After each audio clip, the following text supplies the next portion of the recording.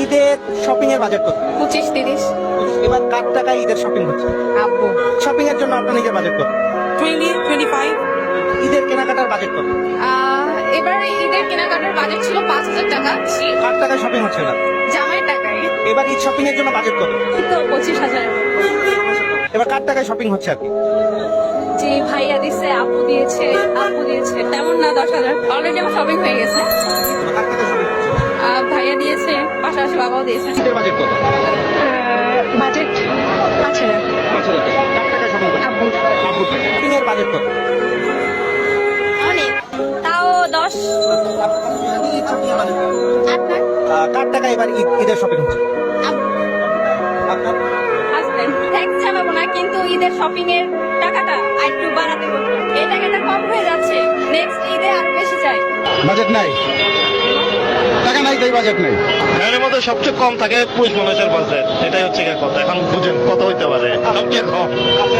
যে যখন থেকে কাজ করা শুরু করেছি তখন থেকে আসলে পুরুষ মানুষের জীবন থেকে যে ঈদটা হারিয়ে যায় এরকমটাই হয়ে যায় আর কি। তো যার কারণে অনেক বছর যাবতীয় নিজের জন্য কখনো বাজেট করা হয় না। নিজের জন্য এখনো করা হয়নি, ফ্যামিলির জন্য আগে, মা বোন ভাই বোন সবার জন্য আগে, দেন যদি থাকে। এই বাজারে তো বুঝতেছেন পরিস্থিতি কি। নিজের কোনো বাজেট নেই, আসলে নিজের জন্য কিছু কেনা হয় না।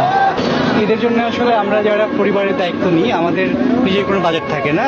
সব বাজেটটা আসলে বাবা মা ভাই বা অন্যান্য সদস্য। নিজের জন্য তেমন কোনো বাজেট দেখা যাবে না। ছেলে মেয়েদের জন্য, মানে বোবার ফ্যামিলির জন্য আগে সর্বপ্রথম, তারপরে হলো পরেরটা।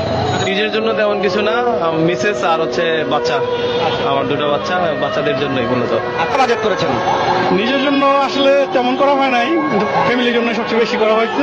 নিজের ফ্যামিলিকে আগে খুশি করার পরেই নিজের জন্য এখনো কিছুই করা হয়নি। এটা আসলে সবসময় কেনা হয় হচ্ছে 28-29 রমজানের দিকে কেনা হয়। আগে ফ্যামিলির জন্য কিনে, পরে লাস্টের দিকে বের হই আর কি নিজের জন্য কেনার জন্য। নিজের জন্য তো সামান্য, পুরোটাই পরিবারের জন্য। নিজের জন্য বাজেট আসলে তেমন কিছু নাই। ফ্যামিলির জন্য, ওয়াইফের জন্য, শ্বশুর বাড়ির জন্য, ভাতিজা ভাই না, এদের জন্যই, বাবার জন্য। আমি যে পরিস্থিতি, এতে ফ্যামিলি সবাইকে কন্ট্রিবিউট করার পরে নিজের বাজেট থাকে না বললেই গেলে চলে।